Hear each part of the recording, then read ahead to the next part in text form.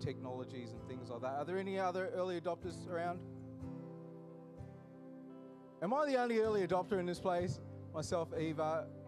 No, you other guys aren't early adopters? We have to adopt eventually. We have to adopt some things. So one thing which has been obviously in a social conversation and something that has brought a lot of different responses is the notion and the idea of AI in our world. Who's an early adopter when it comes to AI? Again, just myself and Eva. How about that? None of you guys use Siri? No. So I'm a relatively early adopter, but there's a caveat to that. I actually want to know everything I could possibly know about something before I actually delve in, step in, and things like that. So over the last couple of months, I've been going out of my way as, you know, if you looked at my podcast and reading list and all that, you'd say, Dave, you're very, very eclectic. So there's a whole range of stuff from history. Obviously, there's a lot of theology. But I've been interested in actually hearing conversations and hearing from the CEOs and founders and developers of AI and what their vision is, where they're going with things, and the rationale behind a lot of what they are doing. And it's been really intriguing. You know, for the most part, these guys are super wealthy, so money is actually not part of the equation as far as they are concerned. This last week, I was listening to a guy who's a pretty big deal in Silicon Valley, and he has been developing this AI model. And these guys are actually having this conversation, and something that they were trying to grapple with, and they haven't got a Christian perspective, but they've been talking about, we're trying to figure out what it means to be human.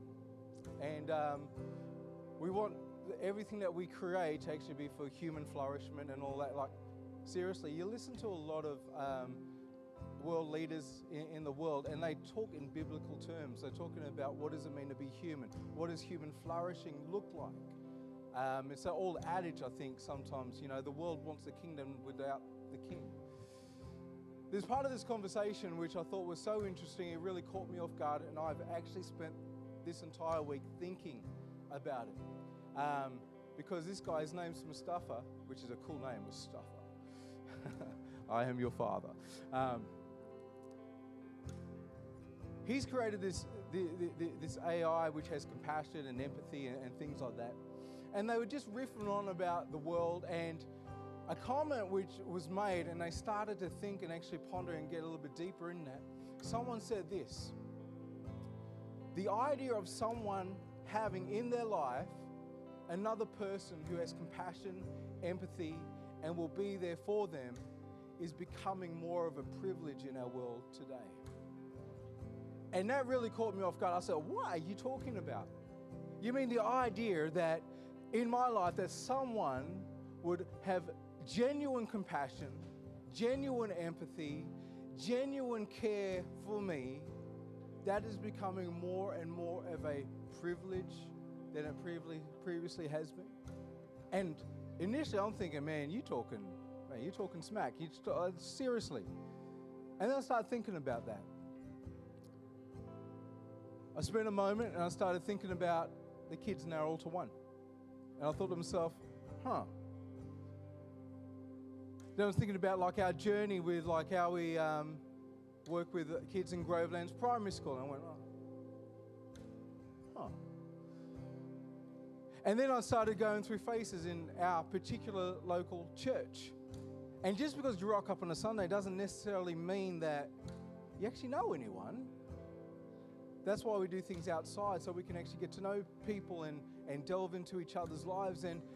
And I've been really thinking about that the idea that a person would have someone in their life who has compassion and empathy and love and kindness and care.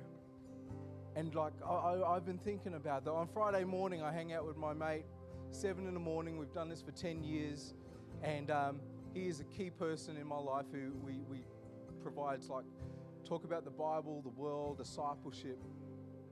And we were talking about that, and we say, you know what, that is an incredible thing, because that is one of the most important things that the church really does have to offer the world. If we're serious about being the church, isn't it? If the world is craving kindness, empathy, compassion, if there are people in the life of this church sitting in this auditorium right now, I'm not going to take for granted you have those sort of things in your life, but if you're thinking, you know what, Dave, I reckon I'd be struggling to find someone in my own personal world who I would go to for compassion, for empathy, for kindness.